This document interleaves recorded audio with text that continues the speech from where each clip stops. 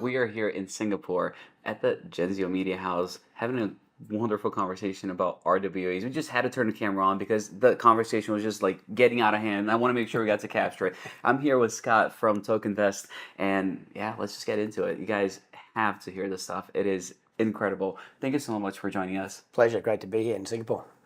All right, let's talk all the stuff that we're talking about, but now on camera because I think Yeah. people really want to hear Now I about have to this. behave myself.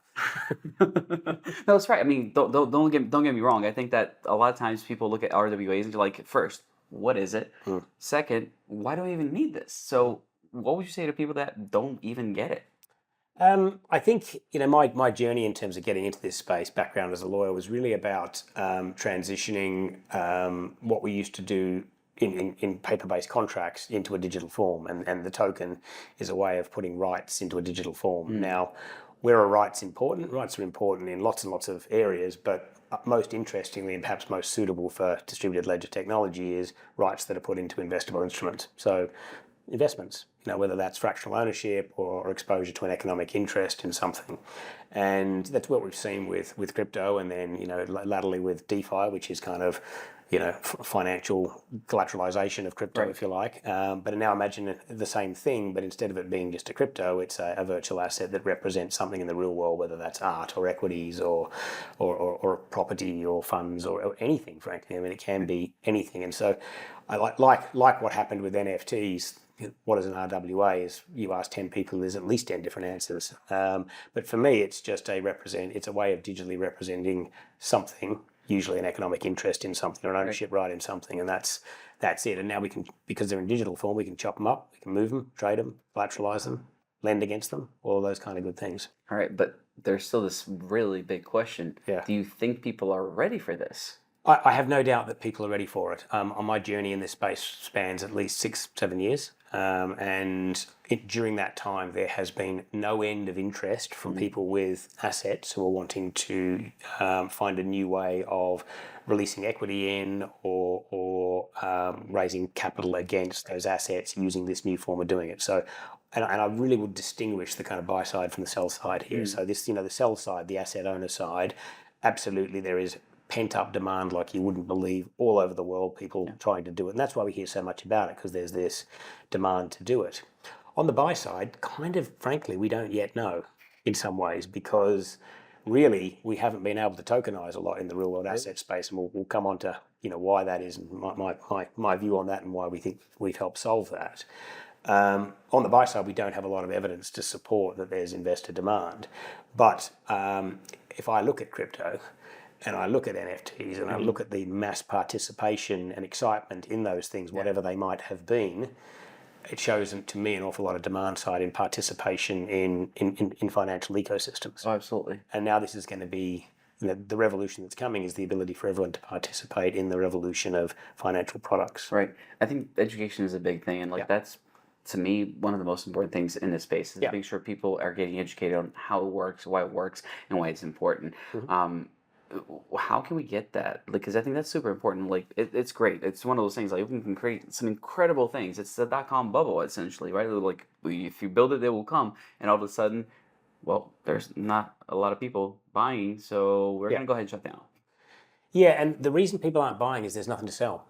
And the reason there's nothing to sell is because of inadequate regulatory frameworks the world over. And I've been based in Asia. I was in Hong Kong for 11 years before moving to Dubai last year.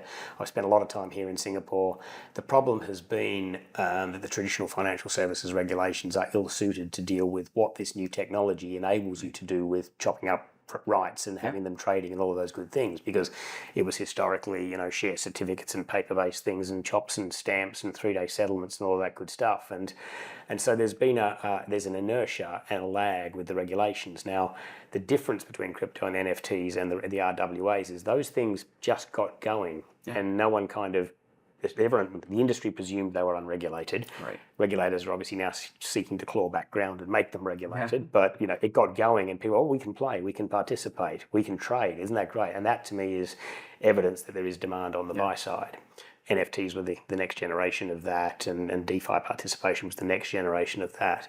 The problem with RWAs is they cross this very important legal boundary from being an unregulated thing into being the most regulated thing in the world, which is a security. which is, heavy-handed regulation. Dealing in securities requires, people to be licensed to trade them, to sell them. It requires very strict rules around knowing who your investors are, AML, KYC. So you move across this very fine boundary into a very different world of regulation. And it's that regulated real-world asset token that has been the problem. And around the world, and I've worked in at least a dozen jurisdictions and worked with regulators around the world, they're getting there, but they're not there yet in many places. And so the real problem has not been a lack of buy side, it's been a lack of the ability to legally offer these instruments to buyers. And that's what we have solved with what's happening now in Dubai. That's exactly what I was going to ask. What is Tokinvest doing to solve these problems? So pre-Tokinvest, and Tokinvest's a startup. I was previously, as I said before, I'm a recovering lawyer. And one of the last things I did as a lawyer was work on the development of a new custom-built regulatory framework in Dubai with VARA, the Virtual Assets Regulatory Authority in Dubai. And they came in very much as a startup regulator. It's quite unusual in this space. It's most of what we're seeing in the rest of the world is traditional financial services regulators seeking to evolve. But that's hard because you're changing, decades, if not hundreds of years of law, and you've got lots of market operators that are doing it a certain way, and anything you do is going to disrupt that. So there's a natural inertia and resistance to that change.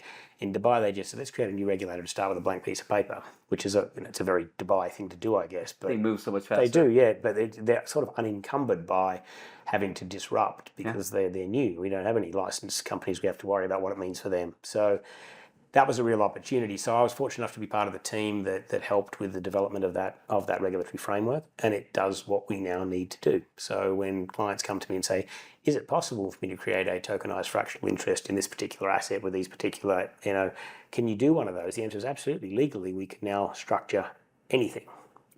Doesn't matter. And the interesting thing under the law in Dubai is that they don't have all these fragmented definitions in TradFi like, well, this is unregulated, like a crypto might have been. This one is a governance token, and this one's looks like a commodity, and that's commodities regulation, and here's a security, and they're the securities regulations, and now it's a derivative when it looks like it's trading in DeFi.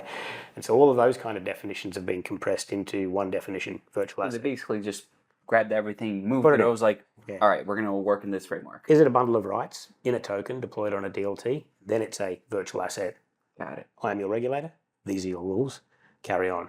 Wow. Now, it's obviously not as simple as that. There's a lot of rules, but the real challenge in most markets to date has been, what's one of these? Is it one of them? Is it one of them? Well, it kind of looks like one of them. And because the technology allows you to create more, they don't sit in the TradFi buckets very well. They're chameleons. They look like different things at different times. What do you apply for, right?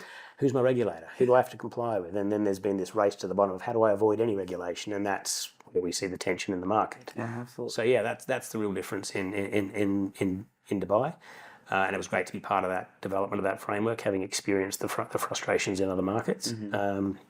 And yeah, now, so Tokinvest is in final stages of its broker-dealer marketplace licensing, so we'll be able to bring these assets to market and also enable them to trade on our marketplace. Very cool. Now, who are your clients? Who are you working with?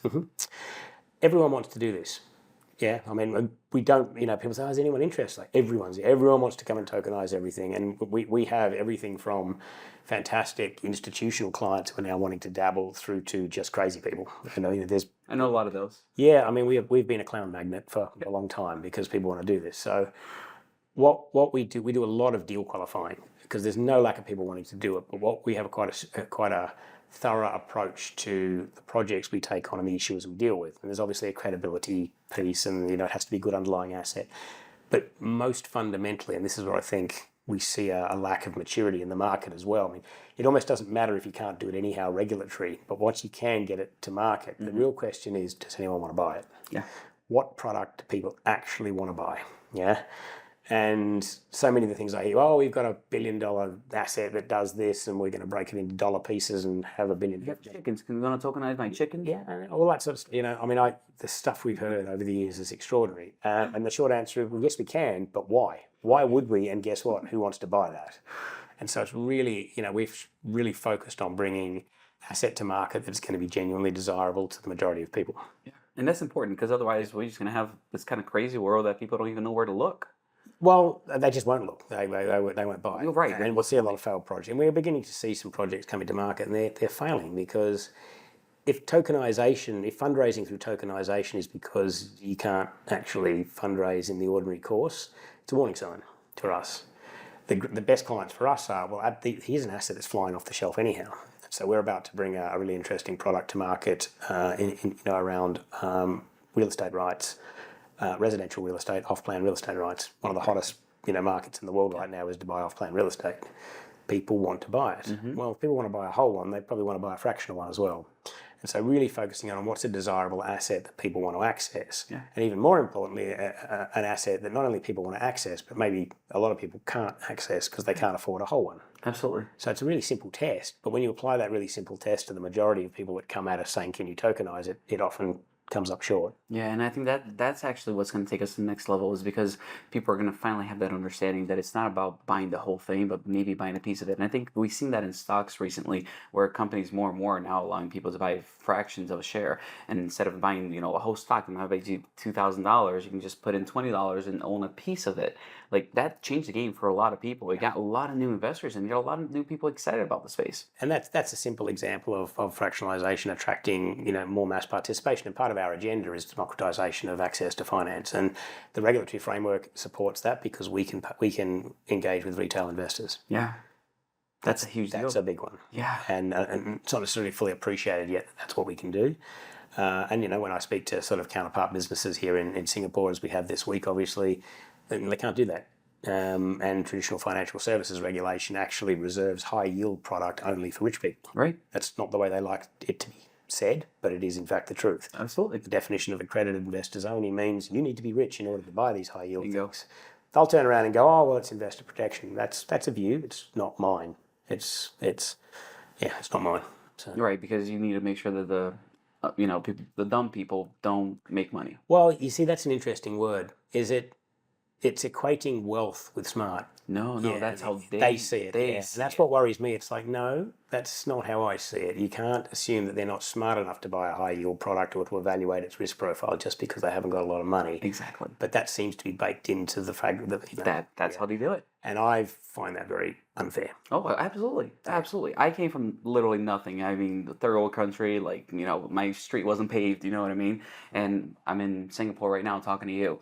So I want everybody to have the opportunities that I've had in my life. Absolutely. That's all it is. I just want to make sure that we get into a world where people that are, I don't even say just hardworking, but are focusing on specific things, they can thrive in those areas regardless of where they're coming from, how much money they have. Just allow them to play in these playgrounds that are usually exclusive. It's that point. Allow them to play. And that's where, back to my earlier comments about, look what crypto did in terms of a massive, people were suddenly allowed to play.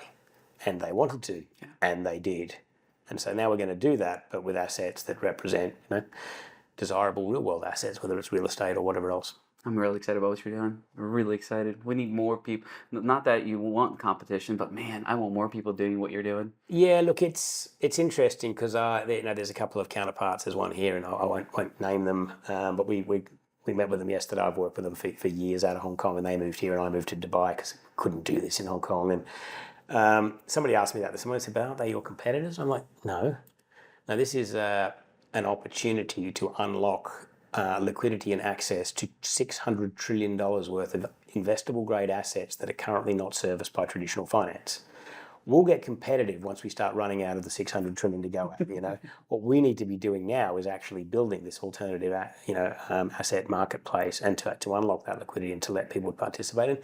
And we're not really that focused on. There's another whole piece of this market, which is what we're seeing with the biddles and these kind of products, and they're fantastic. They're paving the way, but they're almost a slight sort of they're an efficiency improvement in an existing product. Yeah. And that's great. The technology is wonderful. It shows how you can, even the big guys can bring some efficiency to bear on these products and hopefully pass that through to investors as well.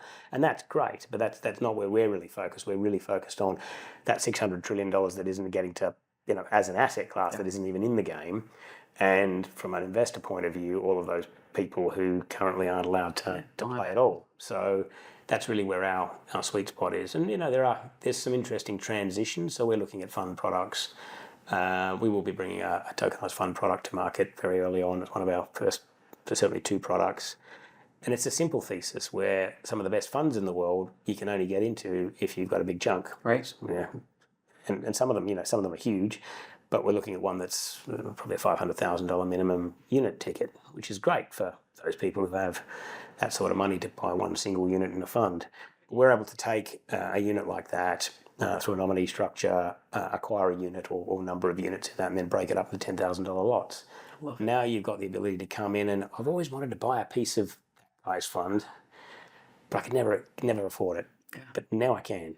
And so that's going to be one of our other early products. It's going to help so many people. I mean, talk about diversification. That is the easiest way for people to diversify. And you can sort of start building your own fund of funds, because I'll have 10 grand in that one, and 10 grand in that one. That sounds like fun, doesn't it? It sounds like a blast. Yeah. I mean, as soon as it's launched, please. Well, I'm already following you all socials. Yeah, great. Yeah, we're going to be, we'll be doing first product hopefully before the end of the year. A little bit of a soft launch. I'll get you, see if I can get you a token in that one. But we'll probably hit the market in January. I love it. All right. Where can people actually track this stuff? What are your socials? Where can people keep up with you? Yeah, sure. So website's Tokinvest, Tokin, well, it's written there, Tokinvest.capital is our website. Tokinvest on LinkedIn and also on X, Twitter. Phenomenal. Now, if I can ask for one thing, I know that you're going to knock this thing out of the park. I know you're going to get a bunch of things tokenized. Keep talking about the education, because I think that is definitely a space that we definitely need to get people to understand what this thing's actually all about. Yeah, look, the education piece is interesting. We were having an internal debate this week about, because I've spent a lot of years educating people who go, that's great, I know, thanks you for telling me. Well, that's good. Actually, a lot of what we're doing now is the interface to our environment is a very Web2 experience. That's great. It's a custodial solution, so you don't have to have your own. In fact, initially, when I'm allow you to have your own wallets and take tokens off there, it's an integrated, regulated custodial backend. We work with a partner who's regulated in the Middle East and indeed in Asia. And so, from a user point of view, you don't actually need to go and do blockchain 101 to play.